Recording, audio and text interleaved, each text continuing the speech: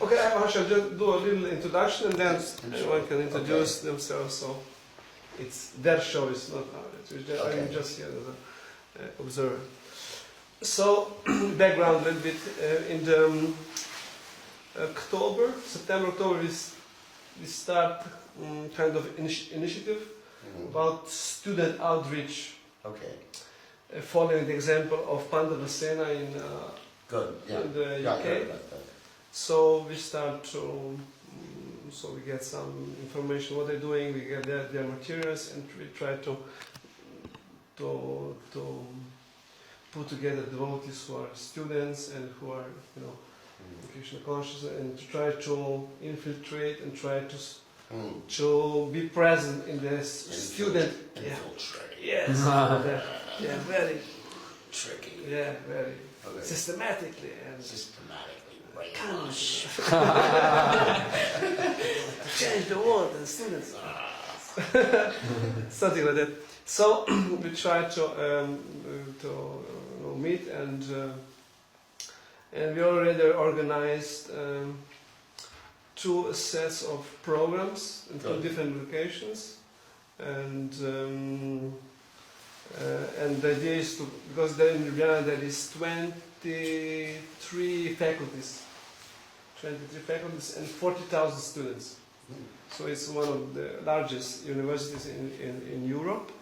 Wow. So it's a lot of potential and a lot of, so like to be slowly present in each, because many devotees are students, and it's the easiest way to come into the scene is for those students who are student on the particular or parent university or faculty. So this is like a, and also devotees can also because everyone is so skilled, the students. Prabhupada said that one student. Good brains. Yeah, one student is for 1,000 other people because they will be future leaders, right? Put me out of business. So it's the idea that they can train and then become leaders. Also Krishna conscious leaders, of course. And many devotees are also second generation. Their parents are also devotees. Oh, really? Yeah. That's pretty good. Yeah. So Urukram's daughter. Yeah? Oh, really? Yeah. Yes. Oh my God. I didn't know Urukram was that old. Well, it's young.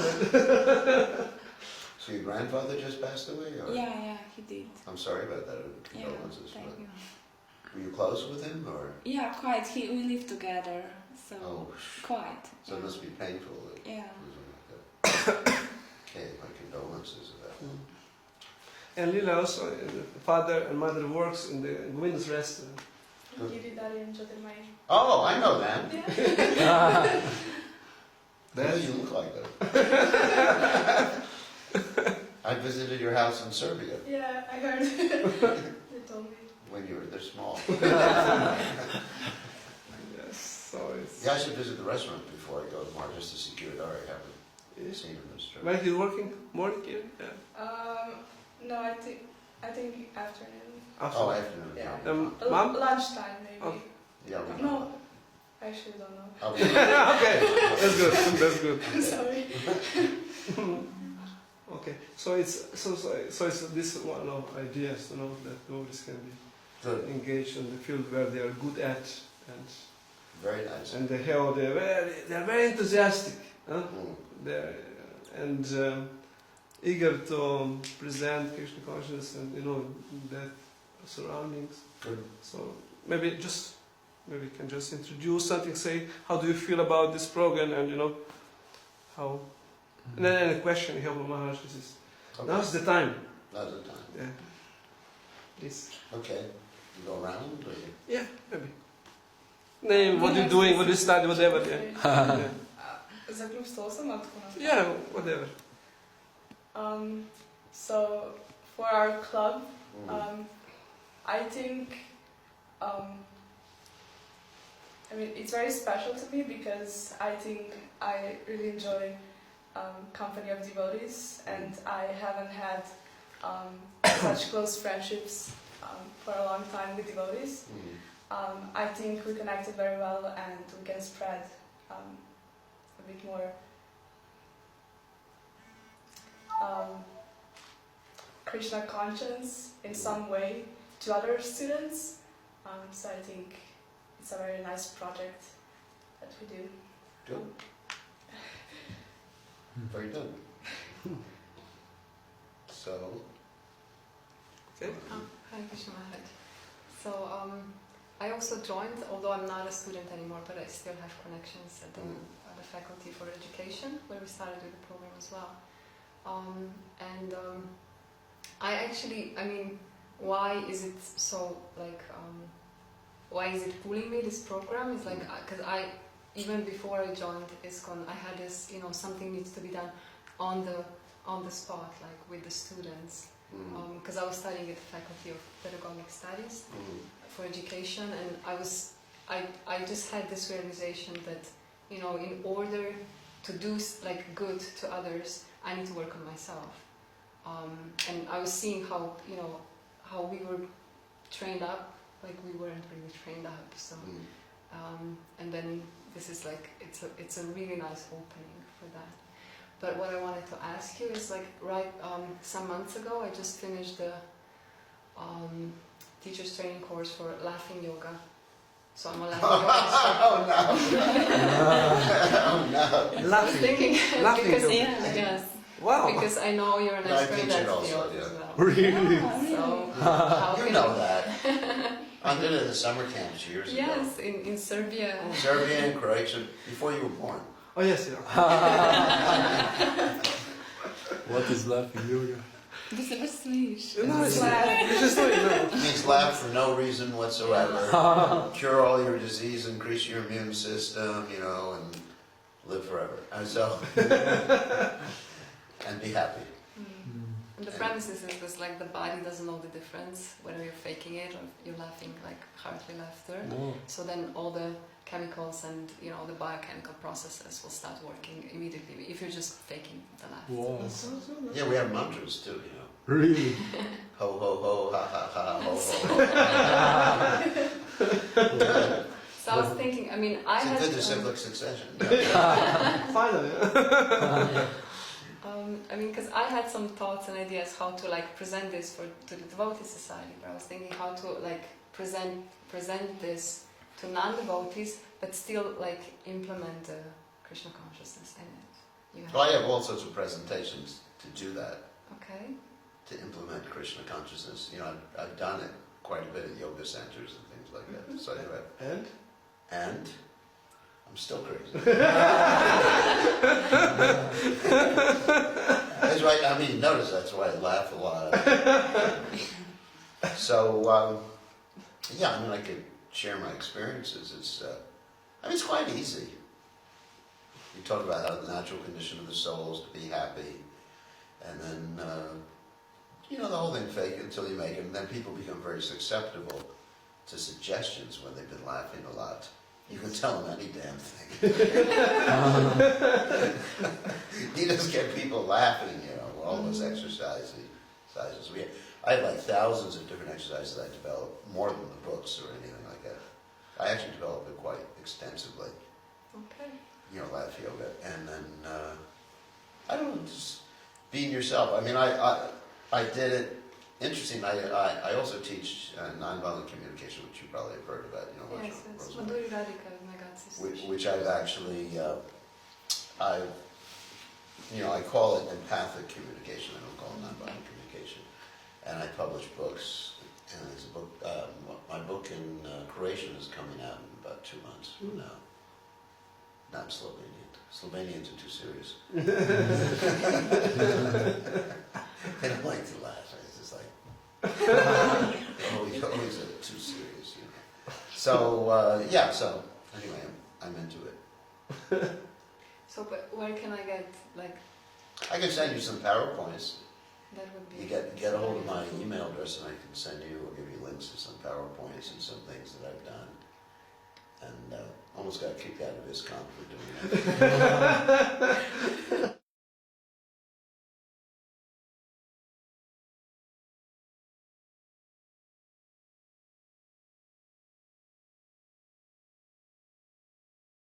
and I had to take it off of YouTube because I got in trouble.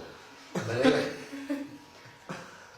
I've done it everywhere except for Slovenia, actually. It's true. I mean, That's everywhere in why we Croatia, and then in the Croatian camps, and Split, everywhere. And also I did it with Sachinanda Maharaj, and he liked it. So, anyway. You think it could go to the university as well? Like, is it like... Yeah, as long as you have the Really? scientific studies to Yes. to corroborate what how yoga works, it increases your productivity. I'm sure you've studied all those things with the graphs. I just put all those things into my PowerPoints. Okay. How there's actually studies, like scientific studies, that in the workplace when your productivity increases a certain percent, your happiness increases a certain percent, and you get more work out of your workers. And in many countries, they do laugh yoga. In some places in India, they do laugh yoga. In some places in Japan, they do it before they start working. And it's, the people are happy. And you oxygenate, it's good for the brain. It's the best aerobic exercise. And if you ever have a heart attack, it starts the heart again, That's true. If there's no one around to do CPR, you just start laughing when you have a heart attack. I'm serious about it. You can just start laughing because what the doctors suggest, this is something like the doctors suggest, when you have a heart attack and no one's around, you've got to restart your heart.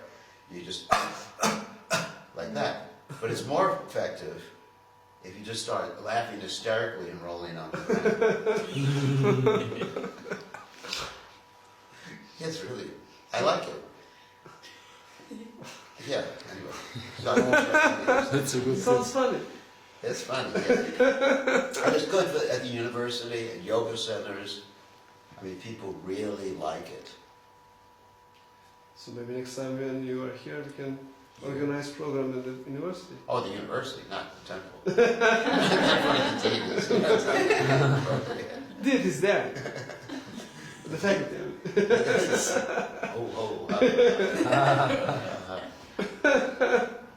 I mean, once you see it, you won't believe it because you run around like hysterically laughing, falling on the ground, and you have all these exercises like the shock exercise.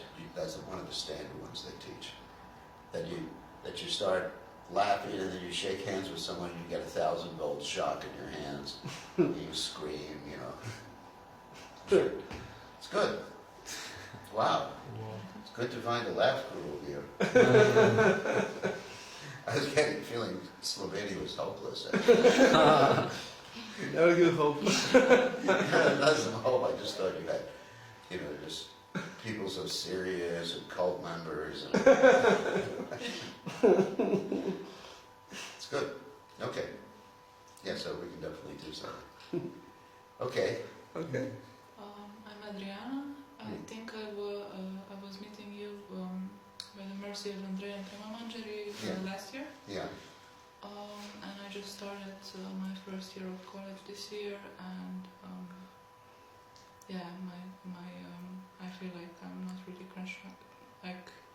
I feel like my consciousness really deteriorated during the first months of college, and I just I attend and try to help the club,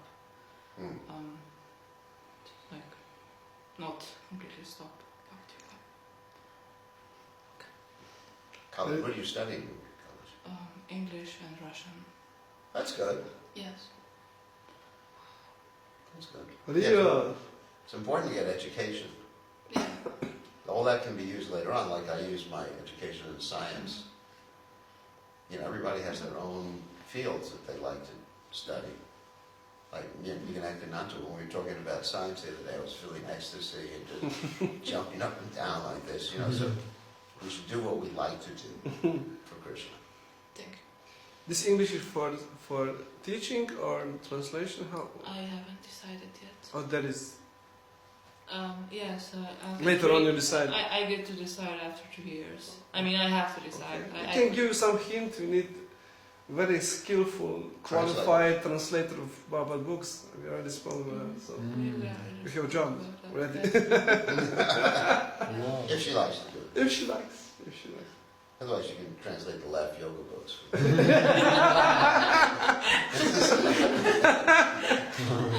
If you trust me with that. Yeah, I mean, you can't make a mistake with laugh yoga. Okay. Hare Krishna, my name is Saraswati. And I also love this club because it like made me think about the questions I've maybe never asked before, you know, because I was born in Krishna consciousness, and like a lot of people are asking about like why I'm here, am I happy or not, what am I doing with my life, you know, who is God. And now when I'm in this club, you know, I actually ask these questions by myself also, and because, you know, I have to give this knowledge to others. So I also, you know, my faith in Krishna is like becoming more strong because of this. When I see, you know, I'm like not the only one, other people care about this as well. So, and yeah, I also think this club is really important because it's a direct way to like teach people about Krishna, because like, I mean, Sankirtan is great, but you know, they just get the book, but here in the club you can, you know, talk and like explain them everything, and you know, it's this, because you make relationship with them, they can actually like become more attracted to everything you say and become friends with them, and like this they will probably be more likely to, you know, come to temple and Good. become interested in these topics. Wow, Yeah. that's great. Yeah, it's interesting to be second generation devotee. Yeah, it is. I'm glad I wasn't. The reason I'll unpack that statement is because I'm naturally rebellious. If my parents were Krishna conscious, I would have rebelled by becoming a demon. Whoa.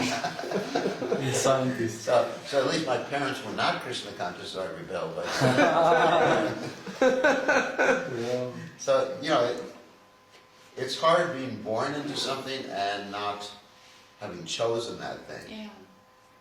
Because then you really got to figure out, you know, why am I here? But if you choose something, there's a lot of enthusiasm. Like I chose Krishna consciousness. But if you're born, you know, that's just something my family does, you know, Hare Krishna, whatever. So this club and being able to reach out and interact with others is good. Yeah. Because then you really begin to see the reason for Krishna consciousness. Yeah. It's good. Wow. Why aren't you filming everybody? Because then I would need to film myself. I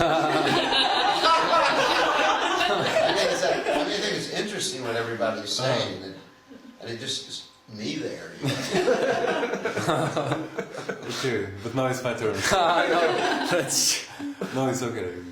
You've been filming just me the whole time. Yeah.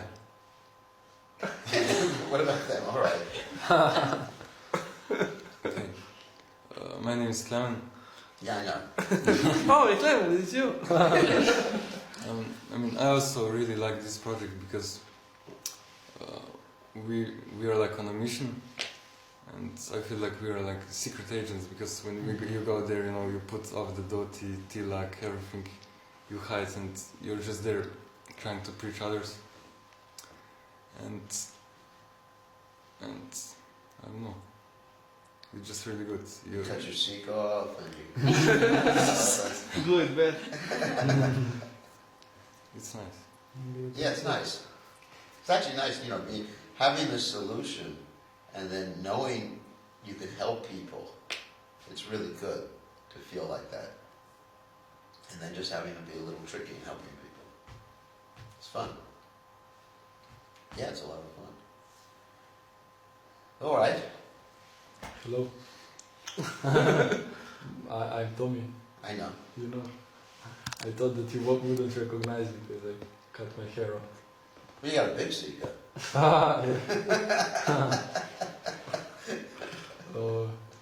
So I wasn't born in Krishna consciousness, obviously. You're lucky. Yeah. And before I joined, I was like a sort of hippie stuff, and this really kind of changed my life. So with this club, I'm really into to giving this to others. This because I got through this transformation kind of, and it really feels like it's supposed to go around. Good. And my question is, because with this club we have it's bridge preaching program, so we're not speaking about God or things like that, but more like scientific, like Whatever attracts psychology. people. Yeah, but I don't know if we are sure. Should we focus on small groups, smaller number of groups, but focus on quality, or should we go like a lot of people and because we are now having like 5 people there and they're open to that extent that we can go speak deeper stuff, but we don't get really a lot of people, and we were thinking, what about, because we need to adapt the program, what are we talking about, because it doesn't attract big numbers of people. So which do you need to do? What I think you need to do both. Both. Because when you do the large group, you can figure out who is actually interested and invite them to the small group. So like 2 separate programs. Yeah, I think you need 2 separate programs geared to different groups. Yeah, one Prabhu advised that because we are focusing on students, that we should have like more party something, because they're into that, but Yeah, why not? I mean, Krishna conscious party. yeah. Yeah, why not? Just don't let any old people come. Yeah. Yeah, when I joined the movement, everybody was your age. We didn't have any young people, except Prabhupada was the only adult in the Hare Krishna movement. It was really nice. It was fun and nice. And then when we grew up, things got a little out of control. It was. I mean, it was just a lot of fun. There was a lot of room for taking responsibility, because everybody was like equal. And there were no like old people just telling you, you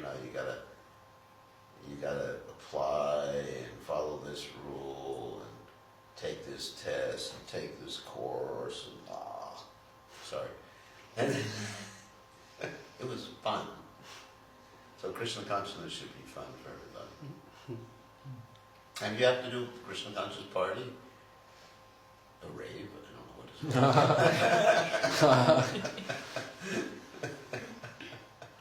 Not really, but anyway, whatever you have to do, without doing something too crazy, then go ahead and do it to bring people to Krishna consciousness. And I think sometimes it's good not to think of it as a bridge, but as a destination. You're not going like this one. So, in other words, most people will not come to the point of, wearing dhotis and being in tilak and everything like that. And I think we really want to spread Krishna consciousness in a big way. Then we're going to have people who never wear a dhoti their whole lives, but chant Hare Krishna and read, Bhagavad Gita, understand the philosophy in their own lives. So we have to be careful about not trying to impose too much or any, perhaps, Indian culture on people. People want to be a vegan, for example, like me. And actually, this is interesting. In our temple in North Carolina, we have vegan Sunday feast. Whoa. That's awesome. You heard about it? And we track young people, like that. Everyone is vegan except the deities, no? No, the deities are not vegan. They're not fanatics.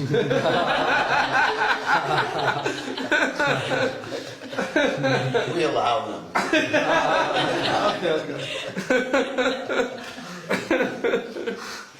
But it's vegan, and then we have this program. Actually, we gave another name to our program. Originally, it was Krishna West, But then the problem with the name Krishna West was that everybody looked up the name Krishna and they found out that we were a cult. So then I changed and rebranded it to Reincarnation Connection. And now we got a lot of people. Sunday feast. No, not the Sunday feast. Okay. It's for the congregation, you know, for the fanatic Hare Krishna. But even a lot of the fanatic Hare Krishna devotees, and even the Indian people who come on Sunday, they want a vegan thing because they're interested in compassion and, you know, nonviolence and ahimsa. But I'm talking about our university program, because we also have a university there with about 50,000 students, and we have a place like 2 blocks away from the campus. Oh. So we just rebranded it as Reincarnation Connection, and then so many more people came. And we're not hiding the fact that we're Hare Krishnas, but it just, the word, you know, the brand attracts a lot of people. And you hear what? You hear like What program? class? Well, no class. Well, I mean, it's almost like a class, this discussion. We read the Bhagavad Gita, verses of the Bhagavad Gita.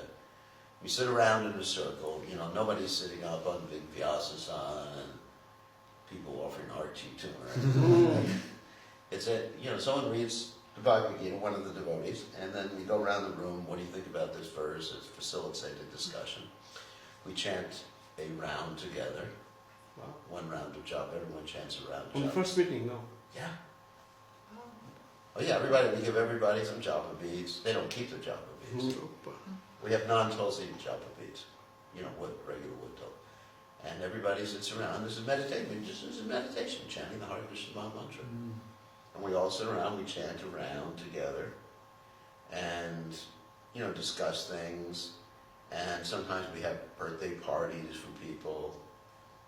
You know, just like social life, a lot of social life, but it's a lot of Krishna consciousness. And then and then we have a lot of musical things, because a lot of the students, and I'm sure it's the same here, study music, and we have like expert people studying the piano, the guitar, and everything. And then we have after prasadam, we have a jam session that goes to midnight sometimes, chanting Hare Krishna.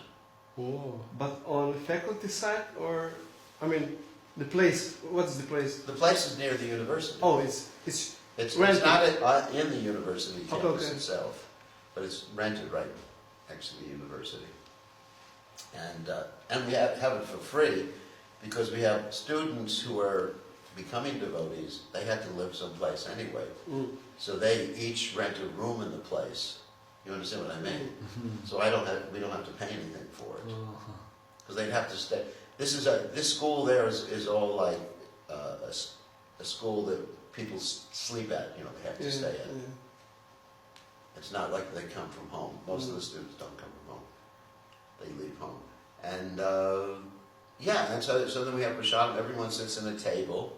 No sitting on the floor or anything like that. People aren't used to sitting on the floor. And they all eat together, joke together at the table. And we have birthday parties for people, Christmas parties, presents, you know, whatever. And then at night, after the prasadam, then there's chanting Hare Krishna until midnight or something like that. Sometimes it's like that. how many? They come. It can be anywhere between 4 to 15 people come for that. And, definitely no lectures, because people at the university, they've had enough lectures during the day. They want to interact. Yeah. Everyone wants an interactive. And, we did sometimes laugh yoga, sometimes a reincarnation experience. You caress people. Oh, Hare Krishna. And, it's fun. It's a fun time, and then people identify as that, and then some of them come to the temple later on, sometimes. But I try to not give them the culture shock at the temple. We had one girl, and I tried to keep her away from the temple. Eventually she came, and then she became a devotee, but anyway. Whenever she came, because we had places around the temple too, where they'll come and meet with me or something, I just said, don't have to go there, it's all closed right now. And one day she snuck over and went and saw the against my instructions. Anyway, and she became a devotee. So, you know, it's fun. It's a fun thing. And then also, another thing we do, and I don't do it, I'm having people do this, is just we constantly keep contact with the people we're cultivating. And, you know, texting is a big thing. And I guess use Instagram a lot now, or whatever, you know, Instagram, texting and everything. So you're constantly in contact with people. And it works. It works, actually. One of the first students who became a devotee is now going for his PhD. Hopefully he gets admitted to Oxford. A PhD in religion in Oxford. Yeah, he already did his master's. He just finished his master's degree locally, and now he's going to, well, I'll find out if he got admitted to Oxford. Either Oxford or Duke University, someplace, or Harvard. One of those three universities. So you know, and he's really a good preacher. And he came because of that.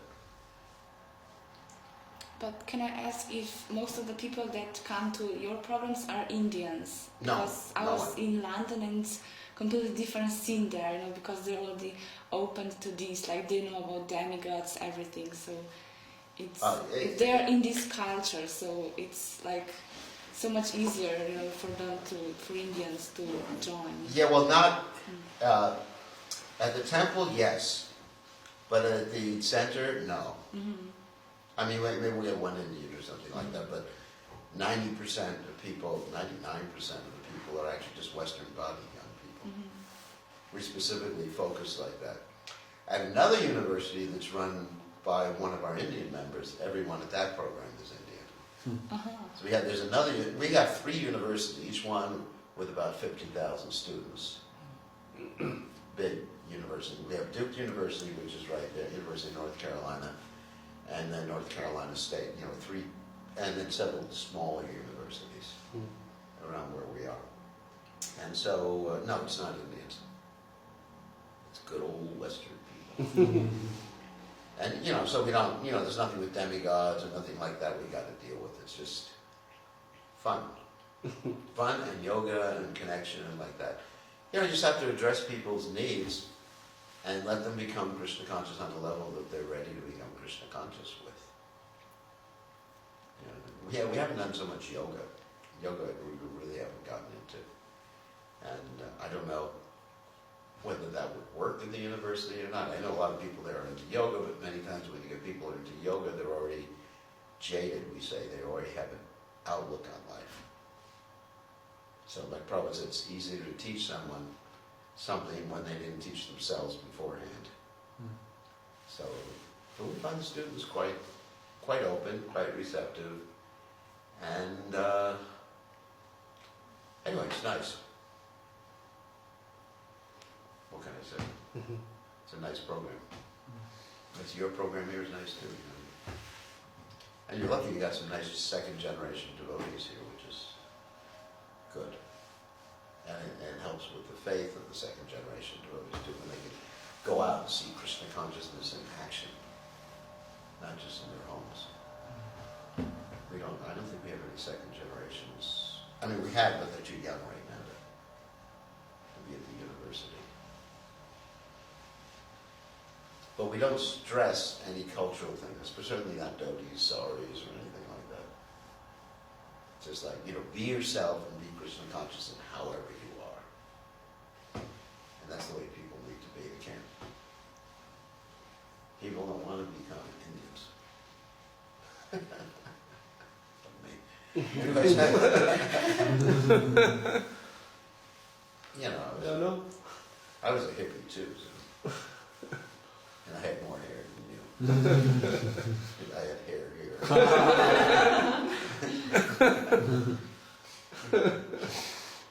looked like a bear when I came.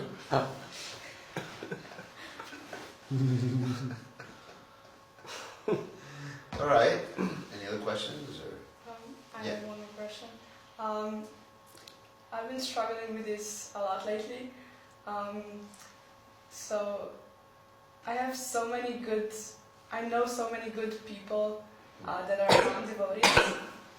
But when I spend, I don't know, maybe 4 days in temple with devotees, and when I come out, like in school or something, I just see myself distancing from them because my brain is like, oh, they're not devotees. I need to associate with devotees. They're, I don't know how to say it, but in my mind, I feel like they're, I don't want to say less than like devotees, but it is how I think. And then I have to like, okay, all people have Krishna in their hearts, and I need to change that. But then when I associate with non-devotees, like I'm mostly 8 hours in school with non-devotees, it's hard for me to come to the temple again with devotees. And I'm so confused. How can I balance both things? I don't know. I think first of all, stop calling them non-devotees. Yeah, I know. I just. It's just the nomenclature actually fixes the mind in a particular way. If you see, everyone is an aspiring devotee. They just don't know it. You know, the way I see people is the people have amnesia. You know what amnesia is? It means they've forgotten who they are. And they're just, but I see everyone as a devotee. I mean, I tell you, that's my consciousness. When I'm with someone who is not a member of the Krishna consciousness, well, I'm not going to say non-devotees. We actually talked about this the first day I was here with the youth group. I remember, yeah. You remember that? Yeah. You know, the whole youth group was here, and I was just saying, I just don't like that term because it's a negative of what someone isn't. Rather, we should just say that, you know, I just look at them as parts and parcels of Krishna. I mean, that's actually how I see it. Everyone's my brother and sister. You know, even the dog is my brother, and dog and cat, whatever. That's what St. Francis saw things like that. St. Francis of Assisi saw things like that. And then, somehow or other, I don't think in categories. I think that's the real issue there, to think, to categorize people. I just see people, you know, and I like people, and I mean, there's certainly, of course, because I'm also like a brainwashed devotee, and then when I'm with people who haven't realized they're devotees yet, and when they're talking about all these things, it's hard for me to relate to some of the things, you know. They start talking about football games or movie stars or whatever. It's like from Mars, basically. But I was always like that, even before I didn't become a devotee, but even before I made believe I was a devotee. So even before I shaved my head, I was practically always like that. You know, I was always like pretty disinterested in the world. But right now I can relate to everyone. Like I call my mother regularly, and she is not practicing Krishna consciousness right now. And I told the story I think I told all the devotees that sometimes I just slip up with her, and she talks about what she's eating that night. She says, well, tonight I just had chicken, and I just like blast her. She said, you know, one time I just said, you're a cannibal. She said, how can you say that? I said, chicken, you know, chicken is feelings. She said, well, I love chicken. I said, no, you don't. You love to kill chicken. Anyway, sometimes it just comes out, you know, I can't help it. But I can have normal relationships with people. You know, I really have no problem. Because if you just try to see that we're all just family members, and it really is not important whether someone's a member of the Hare Krishna movement or not. I mean, some people are devotees in different ways. I mean, even Christians are devotees. I mean, they, you know, good Christians, they realize they're devotees. Like Prabhupada said, they're Vaishnavas. And if someone's a good Muslim, if they're not too fanatic, ready to kill you, then they're devotees. But everybody's a devotee. They're just looking for Krishna. And it's a question of where they're looking, yeah. Can we call atheists aspiring devotees too? Yes. Really? Yeah, you know, why they're atheists is really interesting. I've been studying, like, Richard Dawkins. I don't know if you've ever heard of him before. No. I mean, yeah, I have. He's one of the most famous atheists in the world. And if you hear what he says, I mean, he's like Kamsa. But anyway, he's more Krishna conscious than practically I'll ever be, because he's just like dedicated to trying to disprove the existence of God. Because basically he doesn't know that God exists, in his heart. And perhaps he's projecting his own experiences with his father. So it's not that he's not a devotee, he just doesn't, he can't recognize it right now. He can't recognize it. And I've seen people who were not members of the Krishna consciousness, never exposed to Krishna consciousness, but when they come in contact with a devotee, like they eat prasadam and they don't even know it's prasadam, their eyes light up. Or they hear the holy name. I mean, for example, I have one disciple who's very tricky to get people to chant the holy name, but not Hare Krishna, Gauranga. She's in the UK, and she goes around, with these little stickers, and she's a social worker, and she gets all of her clients to say Gauranga as part of the therapy. They come and see it, and they become happy just by hearing the holy name. So our business is to make everybody happy. Somehow or other slip in prasadam, slip in the holy name, wherever people are at. And also another point, here's another point. Be interested in people. I find that you should spend a lot of time listening to people. And if you love people, if you like people, you'll listen to people. And that's, for me, I don't find it diverts my mind from my spiritual path to do that. Because my spiritual path is, I just love everybody, and I love Krishna, and, of course I'm pretty liberal too. You might find other sannyasis with other opinions. Anyways, the demons. Demons, there's demons. So, I don't know, I just I do see things, or I try to see things in a Krishna conscious perspective, and it seems to work for me. So if you just think, this person is dear to Krishna, and then you relate to them on their own level. I mean, just like when my father was alive, I related to him just by talking politics. Because I discovered when I talked about Krishna, it really wasn't so good for the relationship. So I talked about politics, and then I felt that that's what Krishna wanted, just engage him, so he would see I'm a normal person. I mean, I think it's important for everyone to see that devotees are normal people. In their viewpoint, normal, and so you can see like that you're doing public relations. And so it takes some practice. But the first thing is not to designate people as devotees or non-devotees. Just to see they're all the same. Everyone's the same. People just doing different things. Like someone's a scientist like him.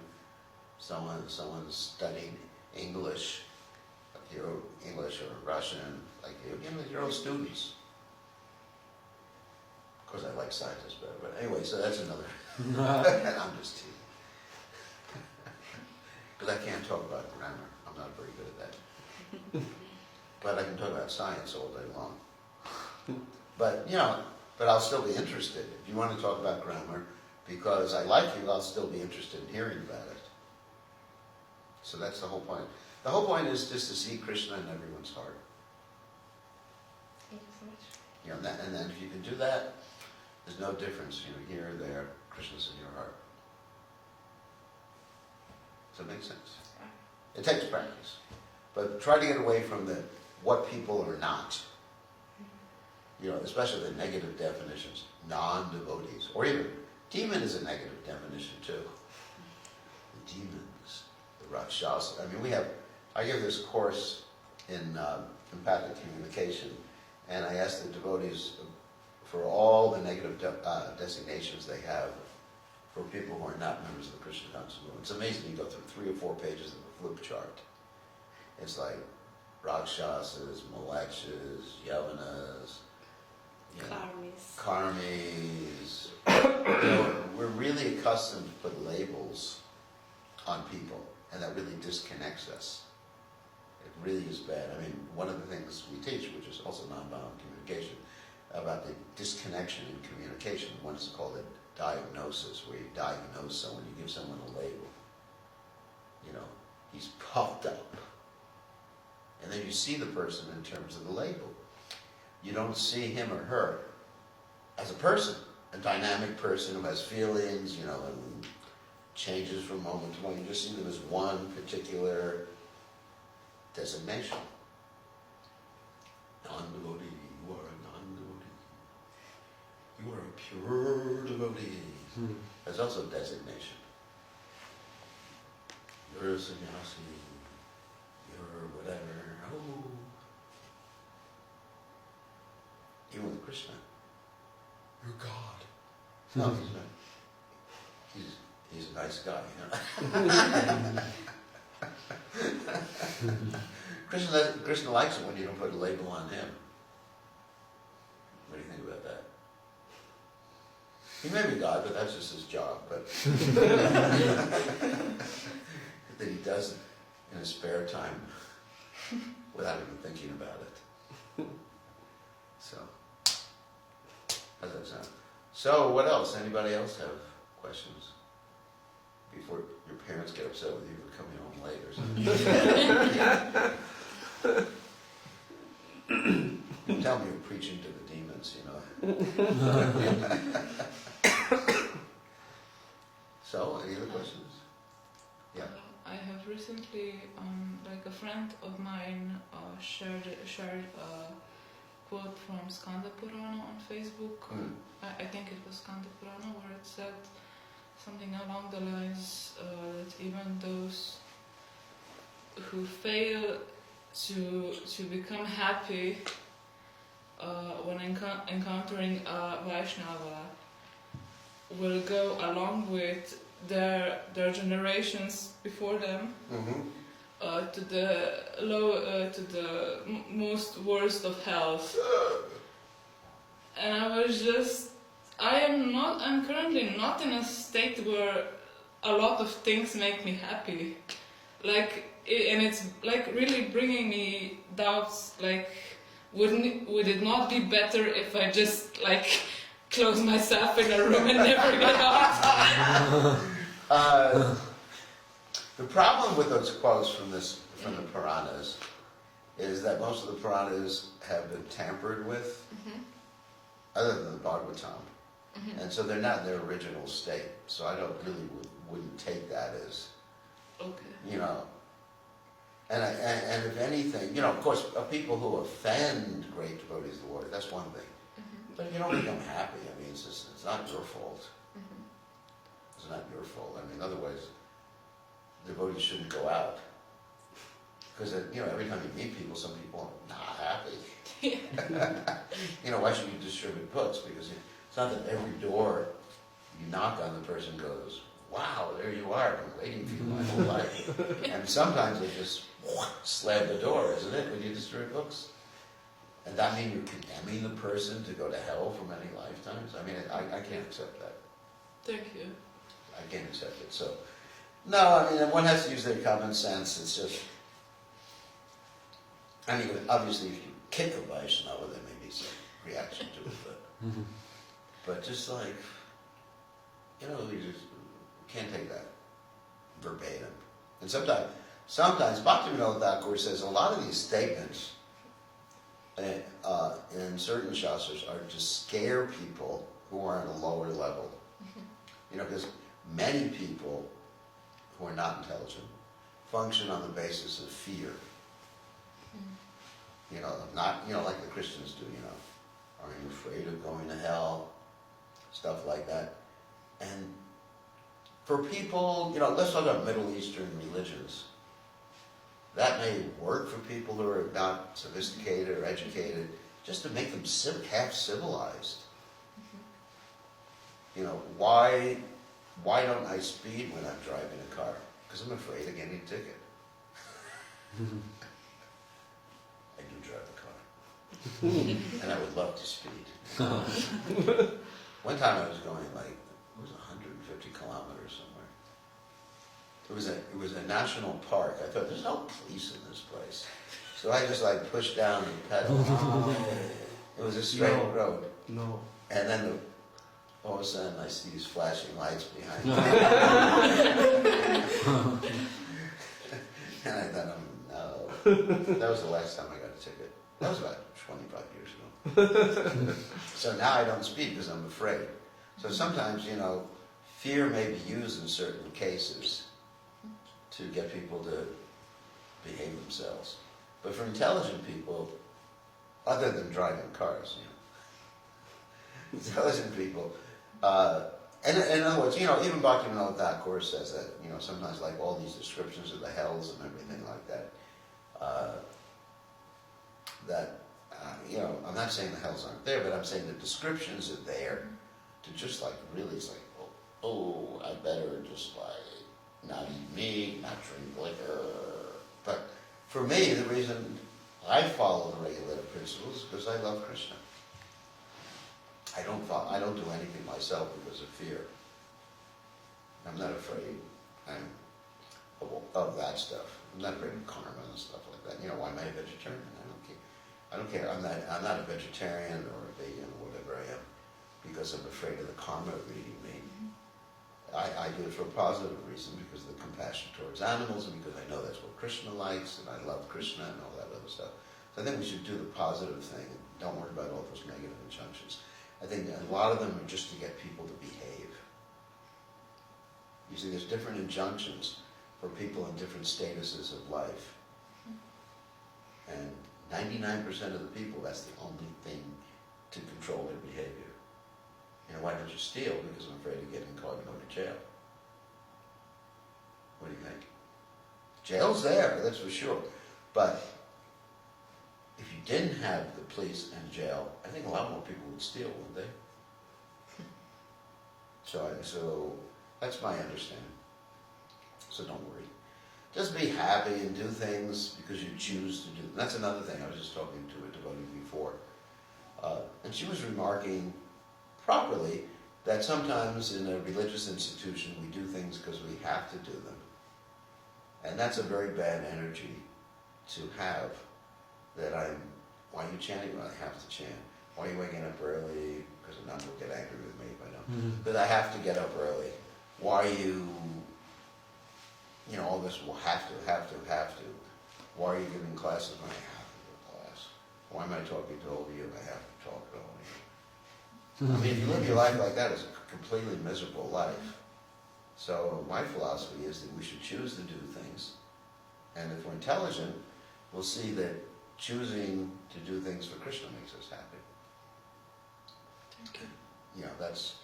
You brought a very important point up about, fear.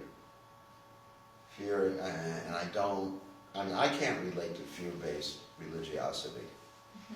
I just can't relate to it.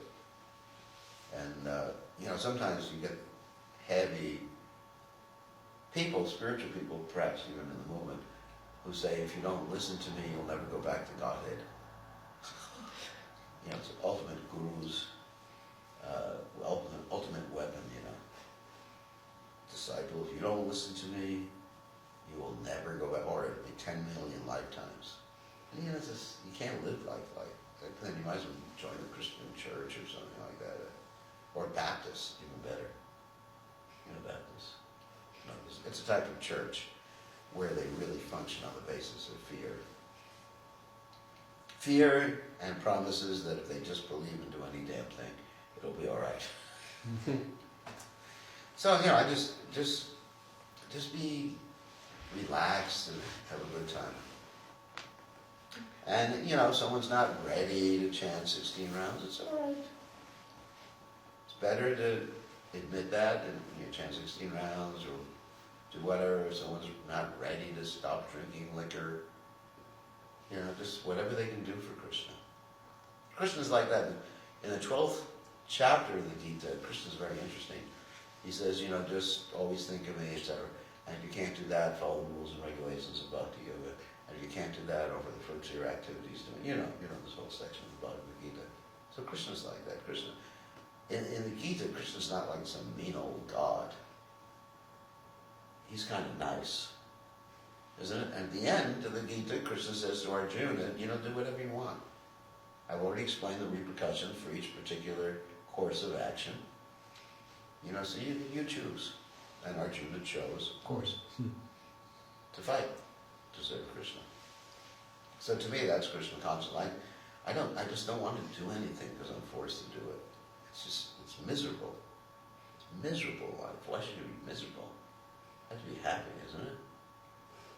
Prabhupada said, actually, no, the GBC motto was more devotees, happier devotees.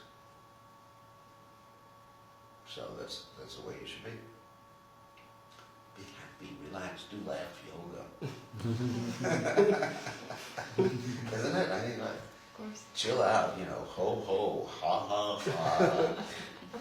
Actually, if you repeat that enough times, you start laughing and you can't control it. Plus it's contagious. So It's one contagious. person starts laughing. Yeah, just ho ho, ha ha ha, ho ho, ha ha, ho ho. You have everybody do ho ho, ha ha ha.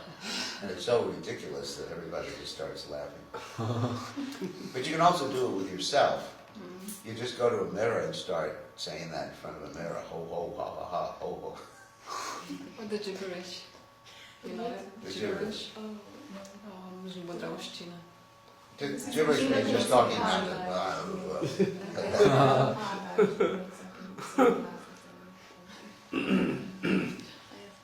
Yeah, you should all try laugh yoga. On Saturday when we had Sangha. Yeah, try it. When you leave a session on Saturday, just Whoa. get everyone laughing, and then you'll feel so relaxed. After that, just like, and you'll get rid of all your diseases in your body. Disease, actually the word disease comes from the word in English at least, dis-ease. You understand what I mean? That someone is not, nervous, uptight, something like that. So generally, if you're more relaxed and happy, you're not going to be sick that much. Like I don't get that sick. I'm 95 years old. You never know it. No, I mean I don't get sick because I laugh a lot. If I get a cold, I just laugh, and the cold goes away. Or I rest a little bit and I laugh. It's true. And this morning I had a sore throat. I rested a little bit and I laughed at myself. And I felt better. And even according to what I was telling Ananta the other day, that you have these messenger proteins in your body, and these messenger proteins carry your mood to the whole body. I told you that, didn't I? There's different proteins. They're actually amino acid chains. I don't know if anyone's studied medicine here.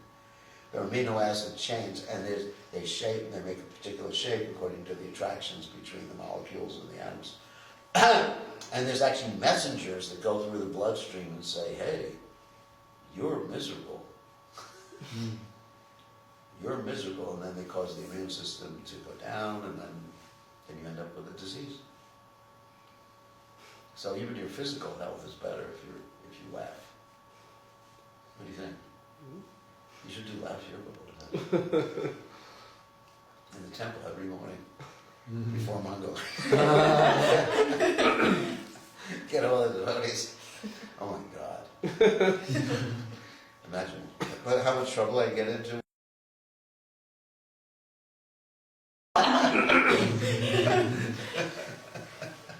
It's life. That's a lot of I would so much if you did that. So, any other questions?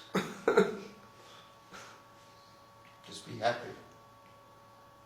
Life's too short to be miserable. No other questions? What are you going to do with this film? Blackmail me or something? The ones who could not come will Oh, the ones who could not to not go on. Yeah, you just. I mean, if you want, you can put it on the internet. I don't care. I mean, my life's an open book. I don't really care. I mean, whatever I say is public. And everybody knows how I feel like this. If people don't like it, that's their problem. It's not my problem. All right? Hare Krishna. Okay. Because that's it. Hasta la vista. Time for prashad. Oh, you didn't have prasad? I think you're supposed to be home by 8 o'clock. Thank you much for your time and Okay. giving support. And Yeah. please kindly bless the endeavor so this program can. Okay. We'll see you tomorrow, too. Right? Yes, sure. I'm leaving tomorrow, going to Germany. Join the skinheads. You know the skinheads, right? Oh, yeah.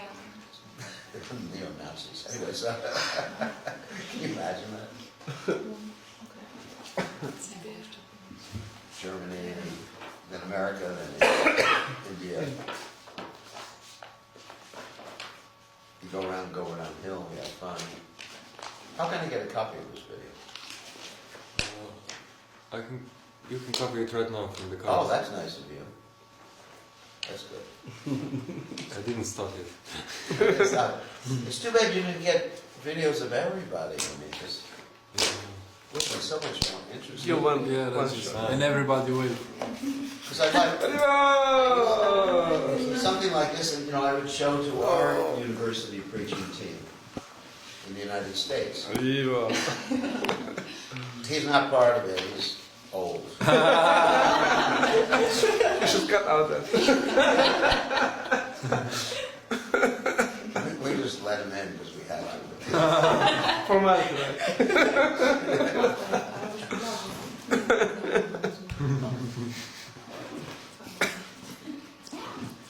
If you ever want that Prabhupada stuff from me, then tomorrow is the last chance, and I'm leaving at 11.